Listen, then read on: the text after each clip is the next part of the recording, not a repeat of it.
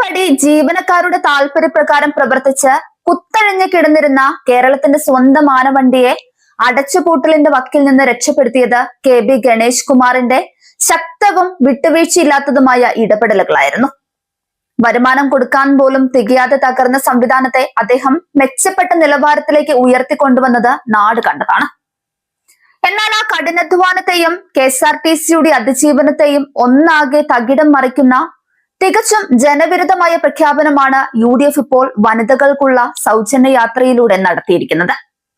നിലവിൽ വലിയ സാമ്പത്തിക പ്രതിസന്ധി നേരിടുന്ന ഒരു പൊതുമേഖലാ സ്ഥാപനത്തെ കൂടുതൽ വരിഞ്ഞു മുറുക്കാനേ ഈ വില കുറഞ്ഞ ജനപ്രിയ പ്രഖ്യാപനം ഉപകരിക്കും. മുൻപ് സതീശൻ സർക്കാർ ധവളപത്രത്തിലൂടെ പരസ്യമായി സ്വകാര്യവൽക്കരിക്കണമെന്നാവശ്യപ്പെട്ട അതേ സ്ഥാപനത്തെയാണ് ഇപ്പോൾ ഇല്ലാത്ത സ്നേഹം നടിച്ച് ഇവർ വീണ്ടും കുത്തുപാളിയെടുപ്പിക്കാൻ നോക്കുന്നത്. ഓർഡിനറി ബസ്സുകളിൽ സ്ത്രീകൾക്ക് സൗജന്യ യാത്ര നടപ്പിലാക്കുന്നതോടെ പ്രതിദിന ടിക്കറ്റ് വരുമാനത്തിന്റെ വലിയൊരു പങ്കാണ് KSRTCക്ക് നഷ്ടപ്പെടാൻ പോകുന്നത്.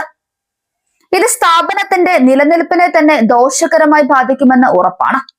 കൃത്യമായ സബ്സിഡി കൃത്യസമയത്ത് നൽകാൻ സർക്കാർ തയ്യാറായില്ലെങ്കിൽ ജീവനക്കാരുടെ ശമ്പള വിതരണം, ഇന്ധനം വാങ്ങൽ, ബസ്സുകളുടെ അറ്റകുറ്റപ്പണി എന്നിവയെല്ലാം വീണ്ടും പഴയതുപോലെ കടുത്ത പ്രതിസന്ധിയിലാവുകയും സ്ഥാപനം പൂർണ്ണമായും കട്ടപ്പുറത്താവുകയും ചെയ്യും.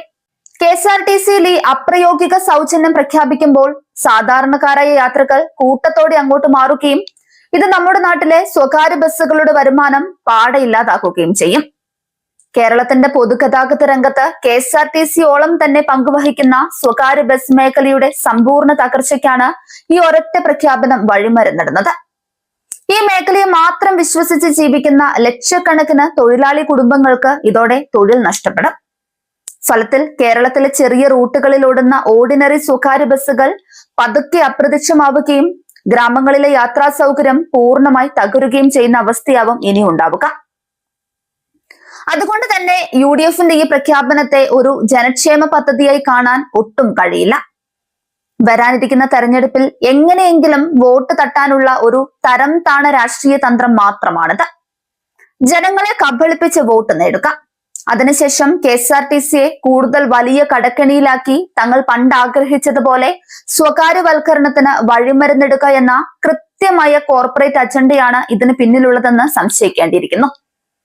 ഗണേഷ് കുമാർ കെട്ടിപ്പടുത്ത KSRTCയുടെ ഈ സുസ്ഥിര വളർച്ചയെ തകർക്കാൻ UDF ഒരുക്കുന്ന ഈ സൗജന്യ തട്ടിപ്പിന് അറിയാതെയെങ്കിലും കൈയടിക്കുന്നവർ യഥാർത്ഥത്തിൽ കേരളത്തിന്റെ പൊതുഗതാഗത സംവിധാനത്തിന്റെ മരണമണിയാണ് മുഴക്കുന്നത്.